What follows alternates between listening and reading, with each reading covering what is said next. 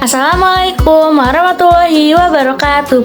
Halo semuanya, perkenalkan nama aku Salwanika Baki Sabari dengan NIM 24010-25126. Saya dari kelas 3E.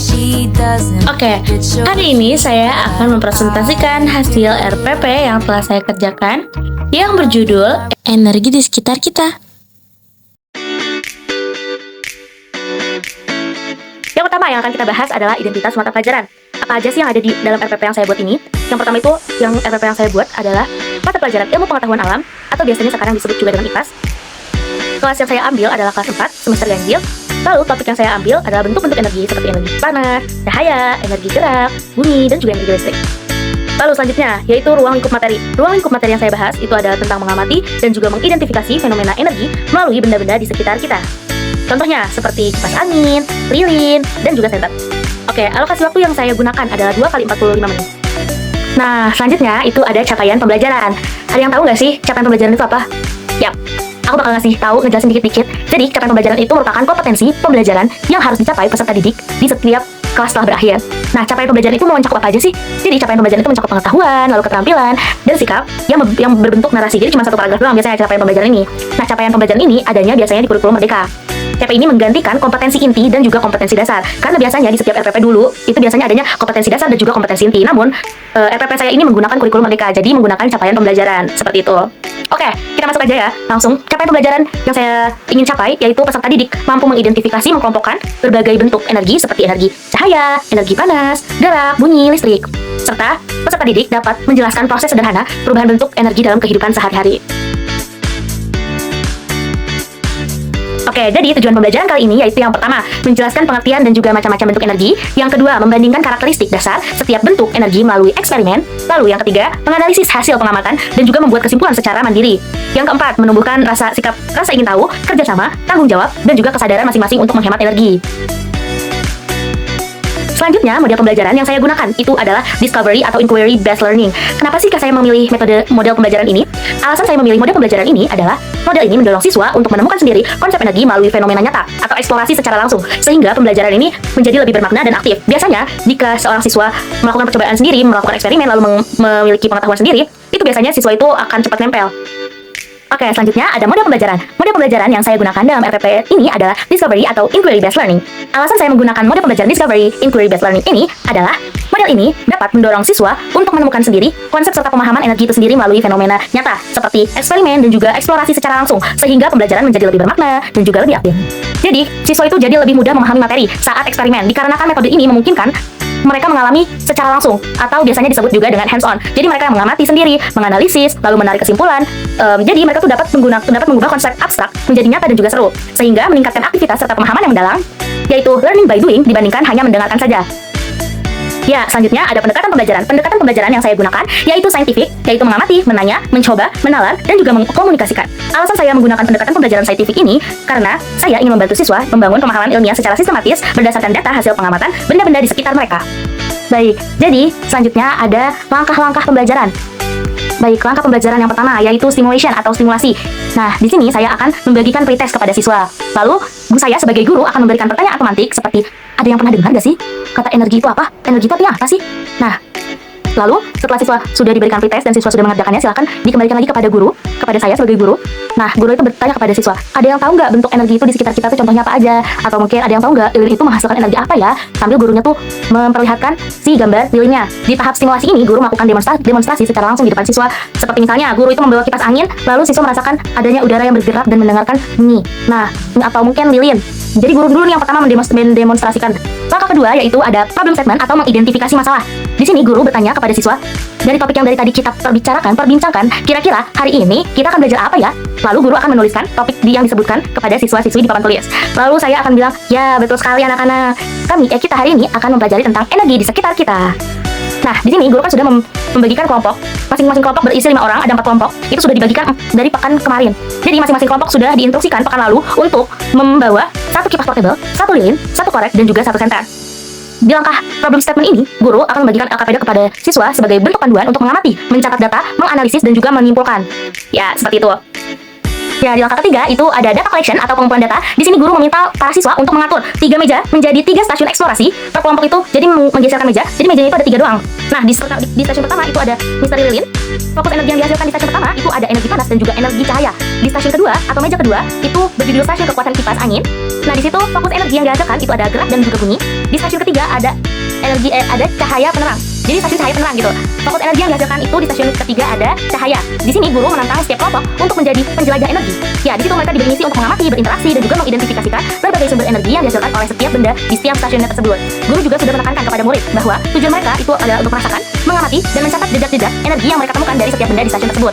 Guru juga dapat menambahkan pertanyaan seperti, gimana sih kalian tahu di sini tuh ada energi? Apa nih buktinya gitu. Di sini guru jangan menjelaskan terlebih dahulu, jangan menjawab dulu. Biarkan siswa mencari jawabannya dulu agar siswa memahami konsepnya sendiri dulu. Nanti baru guru yang akan menjelaskan. Untuk alat bahannya, yang pertama ada lilin, ada korek, lalu ada kipas angin, lalu kemudian ada satu lagi yaitu senter.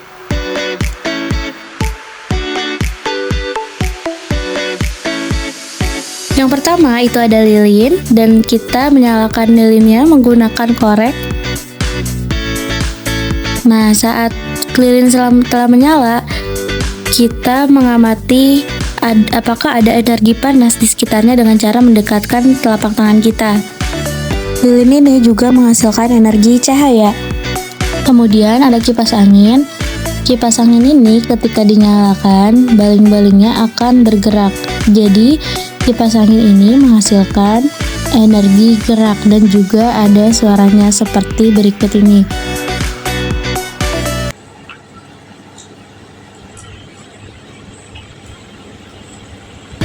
Selanjutnya ada senter. Senter ini menghasilkan energi cahaya.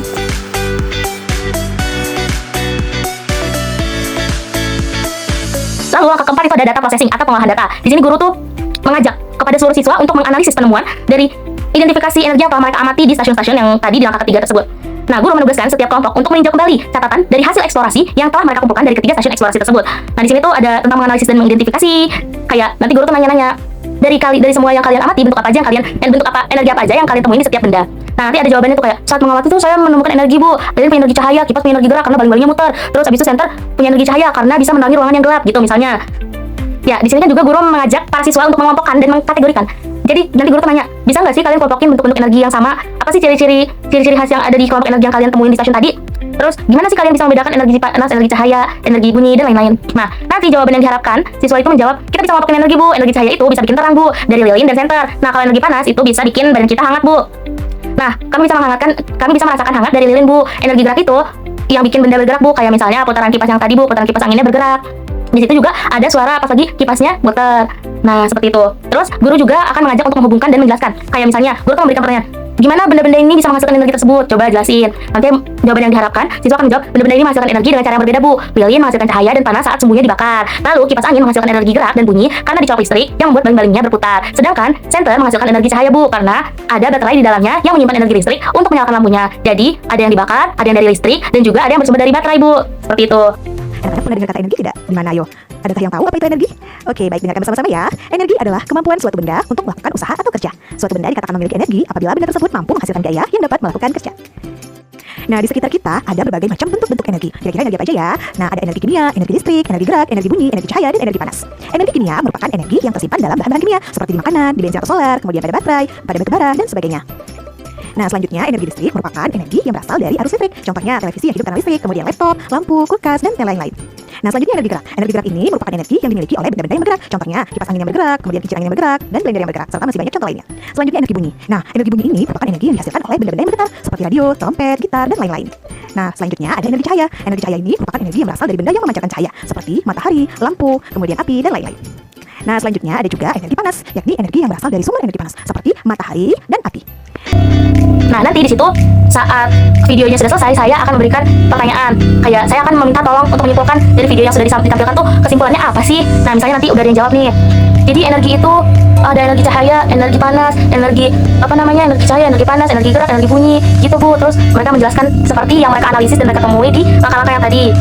Nah, di sini guru akan memandu refleksi dengan bentuk pertanyaan dari kegiatan tadi tuh energi mana aja yang paling mudah kamu pahami sih? Terus kenapa alasannya? Terus misalnya ada yang jawab energi cahaya dan energi gerak bu, karena bisa kita rasain secara langsung. Kayak misalnya bisa ngeliat langsung nih sinar senternya, terus pergerakan kipasnya juga kan bisa ngeliat langsung kan. Nah gitu. Jadi di sini di tahap generalization, kesimpulan dan refleksi itu adalah tanya jawab tentang refleksi hari ini. Jadi ditanyakan apa yang masih dibingungin, apa yang kurang jelas, nanti guru akan menjawab. Selanjutnya ada juga lembar kerja peserta didik atau biasa disebut juga dengan LKPD. Tujuannya itu apa sih? Tujuan LKPD itu membantu siswa untuk mengidentifikasikan 5 bentuk energi melalui pengalaman langsung. Jadi siswa bisa langsung mengeksplorasi dan menemukan dan juga mengidentifikasikan nih 5 bentuk energi itu apa aja lewat dia eksperimen secara langsung gitu. Nah, isi LKPD-nya itu yang pertama itu ada yang pertama itu ada alat dan bahannya. Di situ dijelaskan alat dan bahan yang digunakan untuk mengisi LKPD itu yang pertama ada lilin korek, lalu senter, kipas portable. Nah, juga ada langkah-langkah pembelajaran, langkah-langkah pengerjaan LKPD.